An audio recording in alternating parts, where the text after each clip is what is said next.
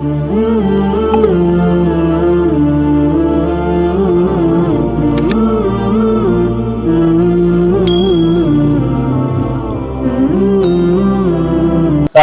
तोला या 7 तोले सोना या 52 तोला चांदी, या उसके मुताबिक ऐसी जरूरत कि जो जरूरत के एतबार से एक आदमी के पास 45,000 रुपए या 35,000 रुपए या उससे ज्यादा कैश मौजूद हो।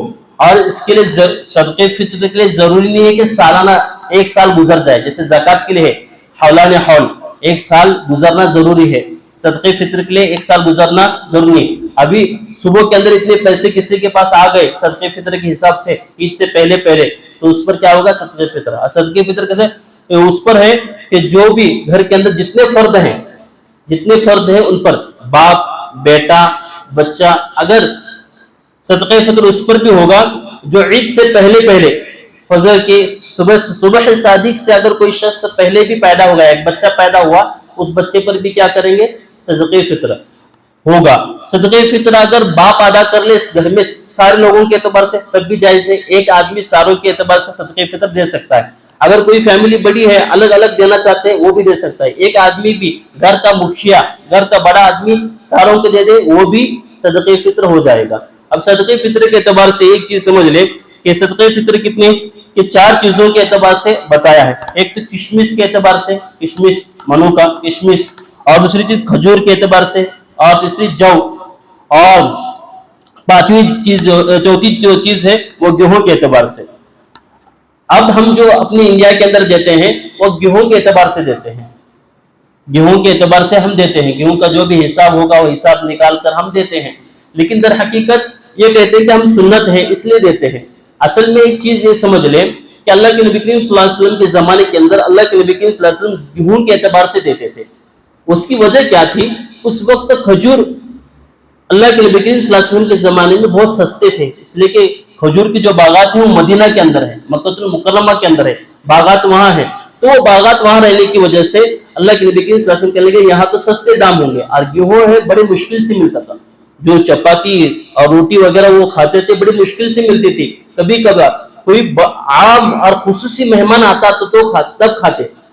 और कितने वाकयात हैं कि छली हुई रोटी मिल जाती तो कहते कि बड़ी शान वाली रोटी है और बड़ा मालदार शख्स है, ऐसा समझा जाता था गेहूं की रोटी खाने वाले को।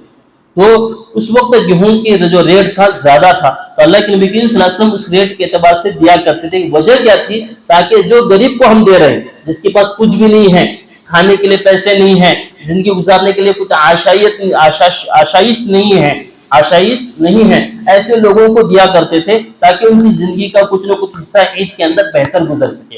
ये ईद के दिन ईदगाह में जाने से पहले देना है ताकि उनके घर के अंदर भी चूल्हा लग सके, उनके घर के बच्चों को कपड़े पहन सके। तो अल्लाह के नबी करीम सल्लल्लाहु अलैहि वसल्लम ज्यादा गेहूं भी देकर चलता है या इसके रकम भी देकर दे सकते हैं, रकम भी दे सकते हैं। बेहतर यह है कि रकम दे दे, गेहूं देंगे तो अक्सर सब लोग गेहूं देंगे तो गेहूं लेकर करेंगे क्या ये, तो अगर रकम दे देंगे गरीबों को तो वो रकम उसको अदा हो जाएगी। तो उस एतबार से अल्लाह के नबी करीम सल्लल्लाहु अलैहि वसल्लम जमाने में गेहूं ज्यादा थी, उसकी रकम ज्यादा। और हमारे यहाँ भी हिंदुस्तान के अंदर खुसूसन हमारे इलाकों के अंदर गेहूं का रेट क्या सस्ता है।